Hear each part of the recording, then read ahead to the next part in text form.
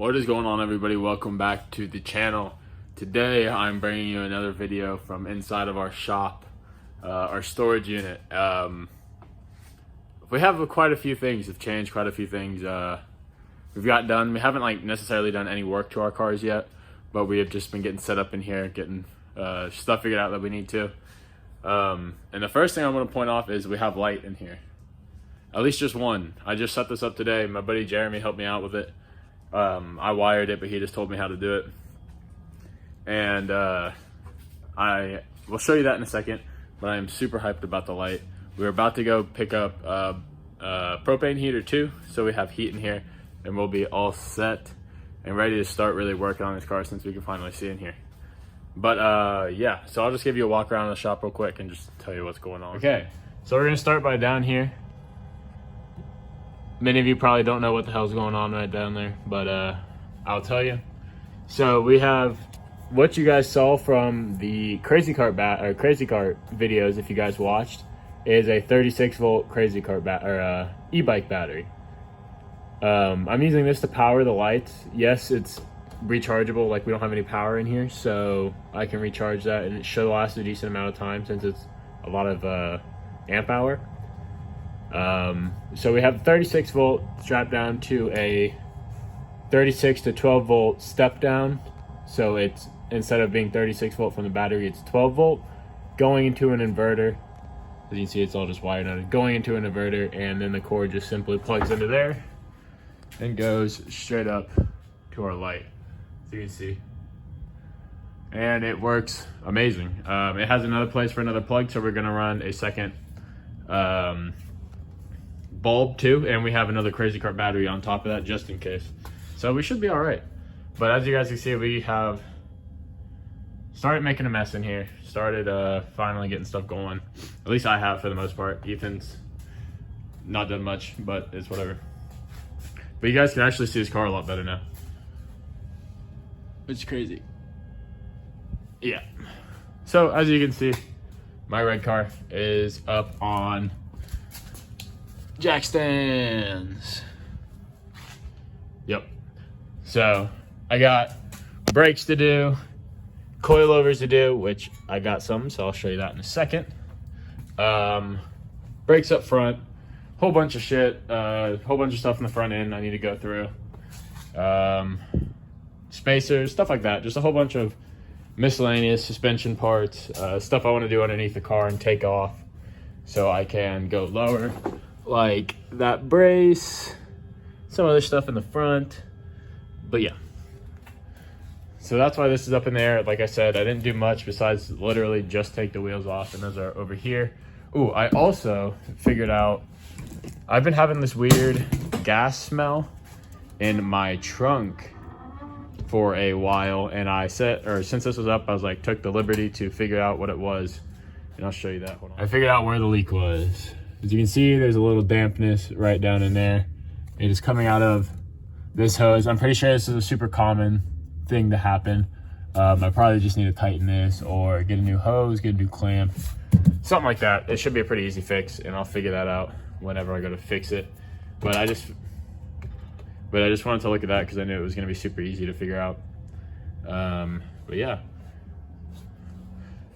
So as I mentioned before, I got something new for the Miata, for the red car. That's also gonna help with the black car, because as you guys know, the coilovers on this car, I'm running Tyne Street Advanced Z's. Not bad coilovers whatsoever, perfectly dailiable, have adjustable dampening and everything like that, so you can daily them just fine. But I wanted to pick up one, coilovers I could go lower on, two, stiffer springs that I can upgrade to Swift springs eventually, and just a better all-around coilover, and I got a good deal on them. So without further ado, BC Racing. So yeah, I got BCs. It's what most people get. I didn't get any BCs. I got used BCs. One of the coilovers was actually in a wreck, Well, they're, I guess, all technically in a wreck. But one of the coilovers got damaged in the wreck. I'm pretty sure it is this one. As you can see, it's busted down there and a little bent at the top. So I'm gonna be replacing the strut and the bottom. But all of the rest of them are perfectly fine. They're a little dirty because, of course, they were used. But I got a super good deal on them, and I honestly just like didn't want to pass them up because I wanted BCs. And I had no reason to say no to these since they were such a good deal. And it only cost a couple $100 to fix that other one. So these are the rears. Of course, these are gonna go in right up next to those. Look a lot better. Feel a lot better, be stiffer, everything like that. So I'm pretty hyped on that. So yeah, I'm pretty hyped on these. I was gonna buy them brand new anyway. And the fact that I can just buy them slightly used, well, slightly used, but like used for a way better price. But yeah, so I got them for a super good price used, and I just didn't want to say no because I had no reason to. So I got BCs, so I got to rebuild one, which will be interesting. Never done that before. Shouldn't be too hard. Looks pretty simple, but I'm super excited for what these are going to bring. Of course, I'm going to clean them up a little bit before I throw them on, but these are going to be going on very soon. So you're probably going to see not a full install video, but like parts of a video that have an install in it for the red car for these. And then probably one for the black car because I'm going to be doing the tines on this. The tines that are on this car right now, because I don't want to put those to waste and like I have another car, and like the daily doesn't need to be low, but it doesn't need to be fucking sock height, you know what I'm saying? That shit's annoying. But yeah. Sorry, I just wanted to switch hands. I didn't want to flip the shit upside down. But yeah, so Ethan's gonna be on his way here soon. Ethan and I are gonna go pick up a propane heater. We'll be back. I'm gonna start on this. Probably just start now, figure out what I wanna do. If I wanna drain the diff, which I fucking hate diff fluid. Drain the diff. Oh yeah, I gotta do brake lines on this thing too. To take the brakes off. I gotta do quite a few shit, so I literally just pick anything, just start going. Yeah, so I'll get back to you whenever. We're back. Today we are actually doing a coilover install on the Miata. You guys already saw on the channel that we did a coilover install, so it's not gonna be a how-to video or anything like that on the red car. Like you saw in the beginning of this video, we got BCs, which are right here. Pretty hyped about them. We got almost all of them except the back rear coil out of the tines. These ones right here. And those are gonna go on the daily, which I'm sure you guys will see a video of too. But like we got the coilovers out, as you can see. This is what, we got one BC in just to see how they fit up. Of course, they're gonna work. They are, as they sit right now, they're a whole like inch smaller than the tines were in the rear, and that's kind of what my goal was, is to get about an inch lower than these. I'll show you.